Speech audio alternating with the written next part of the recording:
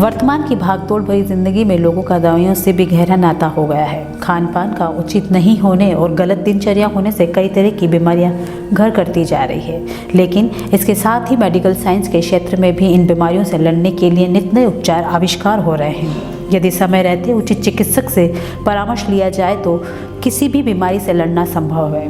आज हम आपको ऐसे ही विशेषज्ञ चिकित्सक से मिलवाने जा रहे हैं जो 18 न्यूज़ की खास पेशकश हेलो डॉक्टर के माध्यम से कई तरह की जानकारियां देंगे। तो बिना समय गंवाए सुनते हैं विशेषज्ञ चिकित्सक की बात। आज मैं आपके साथ लंग कैंसर के बारे में बात करना चाहता हूँ। लंग कैंसर अभी एक बहुत कॉमन कैंसर है। इंडिया में ऑलमोस्ट सबसे कॉमन कैंसर इन मेल्स हो चुका है।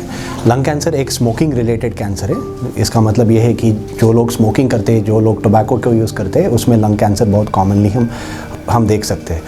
तो एक मैसेज देना चाहता हूँ कि अभी जैसे हम ब्रेस्ट कैंसर में हम मैमोग्राफी कर स्क्रीनिंग करते हैं, लंग कैंसर में भी हमारा लो डोज सीटी स्क्रीनिंग प्रोसेस शुरू हुआ है जीबीएच कैंसर अस्पताल में, जिसमें अगर आपका रिस्क लंग कैंसर मिलने का बहुत ज़्यादा है, वो हम कैलकुलेट करते हैं आप टोबैको कंजम्पशन कितना है उसके ऊपर।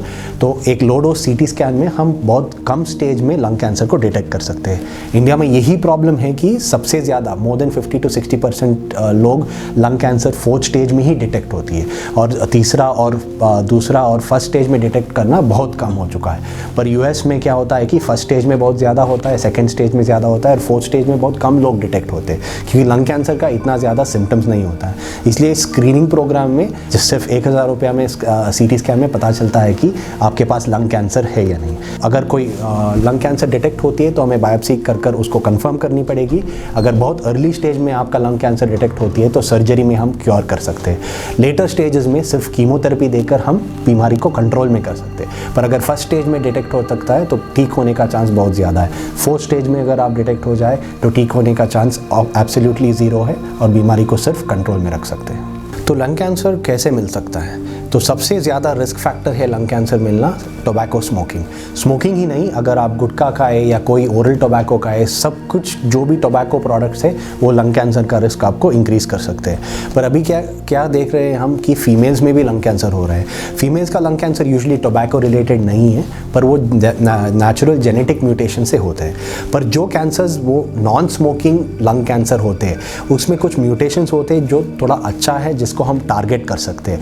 इम्यूनोथेरेपी से टारगेट कर सकते हैं, नहीं तो टारगेटेड थेरेपी से टारगेट कर सकते हैं। और इनका सर्वाइवल, जो टारगेटेड म्यूटेशंस है, जो EGFR, ALK, वो सब म्यूटेशंस है, इनका सर्वाइवल एक्चुअली बहुत ज़्यादा है।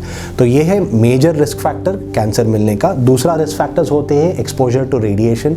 ये मतलब सीटी स्कैन का रेडिएशन हो सकती है, या आपका काम में जो रेडिएशन एक्सपोजर होती है, या आपका गर्म का बेसमेंट में बहुत रेडियम का एक्सपोजर अगर होती है, तो इस रेडॉन गैस का एक्सपोजर अगर होती है तो इसमें भी आपको लंग कैंसर मिल सकता है। तो ये होती है सबसे common cause of lung cancer.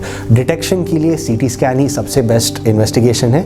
उसके बाद हम बायोप्सी करते हैं और फिर हम IHC कर उसको देखते हैं कि कौन सा जात का बीमारी है, क्योंकि लंग कैंसर में दूसरे जात में दूसरा इलाज देनी पड़ती है। कीमोथेरेपी का इलाज दूसरा होती है, मेडिसिन जो हमें यूज़ करना पड़ता है वो दूसरी होती है, और सर्जरी का रोल और रेडिएशन का रोल भी दूसरी होती है।